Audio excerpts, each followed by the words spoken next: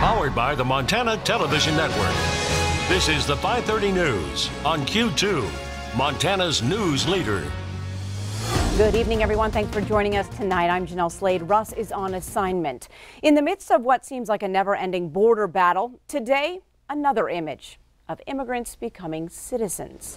Today, right here in Billings, 35 people took the oath, pledged allegiance, and committed to this country as American citizens.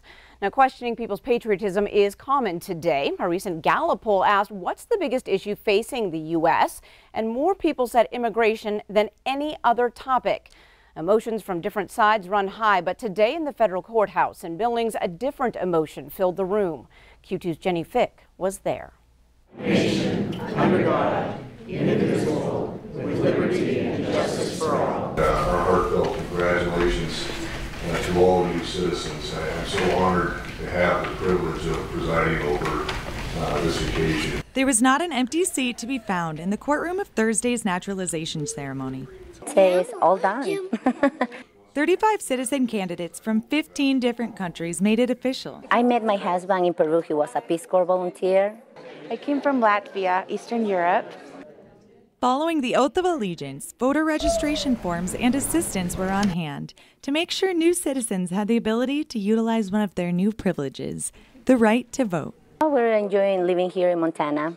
Love brought me here and love kept me here, and I have 2 daughters that are born here. And yeah, it's a wonderful place that my family loved, and my dad is in heaven, but he would be so proud today. For some, the process was shorter. I have lived here since 2006, but I applied for citizenship in January of this year, and then I had my interview in March, and today in July, I'm a citizen. And for others, it took much more patience. I've been behind this process for 5 years. It is intimidating, but you can find everything and all the steps to follow on the website. So, no matter what brought them here, for all 35 new members of the United States, a new beginning. I feel a privilege and a responsibility to contribute to this country. Freeze and hold. In Billings, Jenny Fick, MTN News. Thanks, Jenny. Now, about 300 people across Montana take the oath of citizenship each year.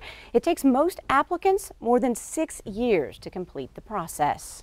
Well, for the first time, we're learning just how many prescribed opioids are ending up in the hands of Montanans. And those new numbers show pharmacies across Yellowstone County, with 2 of Montana's largest hospitals, have distributed the most pills across the state.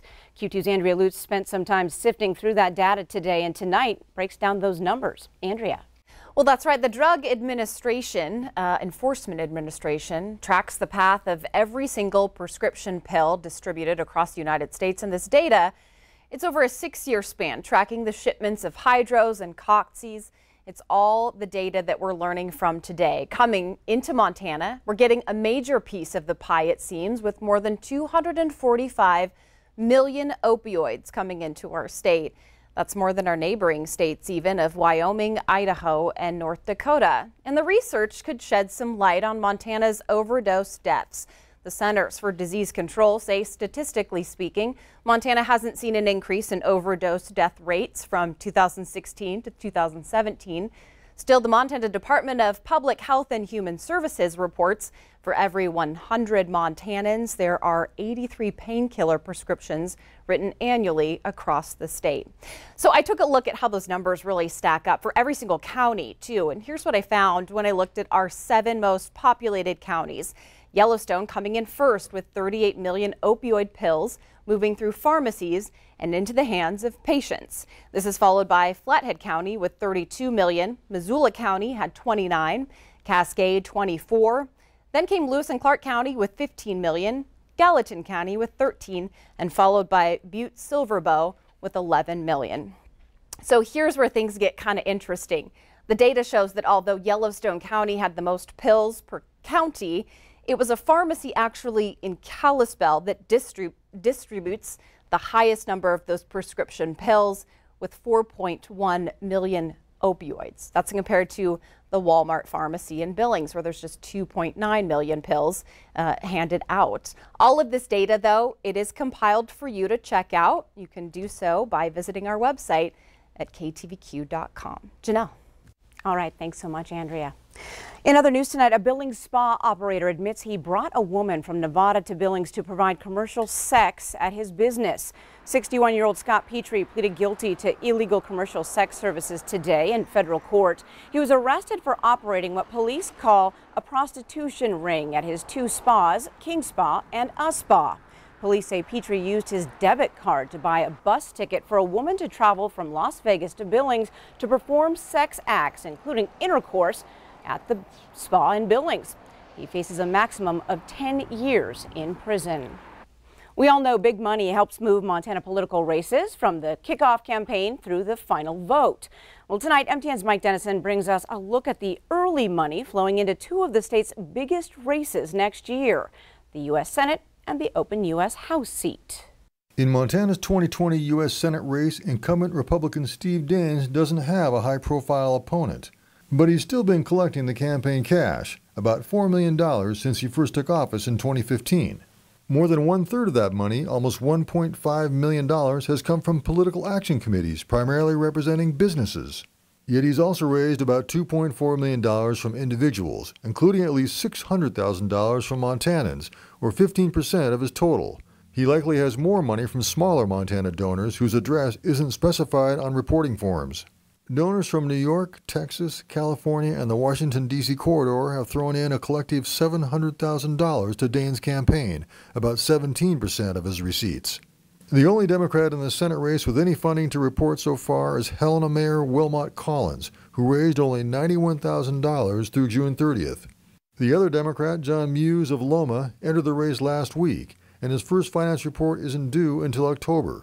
In the U.S. House race, the fundraising leader is Democrat Kathleen Williams of Bozeman, who lost the 2018 contest for this seat to incumbent Republican Greg Gianforte by 5 percentage points. Gianforte is running for governor next year, making the House slot an open seat. Williams has raised $416,000 this year, and at least half that amount is from individual Montanans. She also likely has more from in-state donors giving small amounts. Another Democrat in the race, State Representative Tom Winter of Missoula, also raised a respectable $133,000 through June 30th. Winter, who moved here from Kansas City 10 years ago, raised 30% of his funds from donors in Kansas and Missouri. On the Republican side, State Auditor Matt Rosendale raised about $195,000 from donors in the final 2 weeks of June. His donors are from 22 states, and only about 1/4 of the money came from Montanans. Republican Secretary of State Corey Stapleton raised $108,000 in the same time period, and nearly 85% of that money came from the pockets of Montana donors.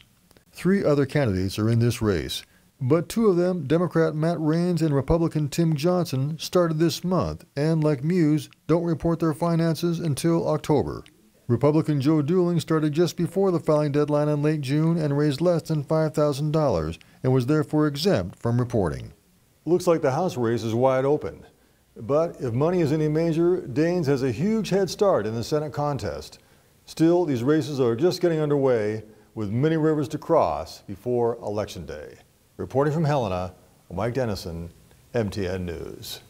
All right, thanks, Mike. Now, MTN News has also learned tonight that additional candidates are thinking about entering the U.S. Senate race. Well, there's more news from across the state on the MTN 9 o'clock news. Here's a look ahead. I'm Andrea Lutz. There are some major changes happening at Great Falls High School. We're going to show you the construction and renovations. It's all coming up tonight on the MTN 9 o'clock news on the CW. But first on tonight's Q2 530 news, a hunter became the hunted during a trip to Wyoming in 2016, and he lived to tell his tale. And in sports, your Women's State Am is on the line starting today at Briarwood. Scott shows us who's already on top. And coming up in weather, our temperatures will be cooling down for the weekend, but don't get used to it. They're going right back up at the beginning of next week. We'll tell you all about it coming up after this. You're watching MTN News with Jeanelle Slade and Russ Riesinger. Storm Tracker weather with Bob McGuire. And sports with Scott Green. This is the 530 News on Q2, Montana's news leader.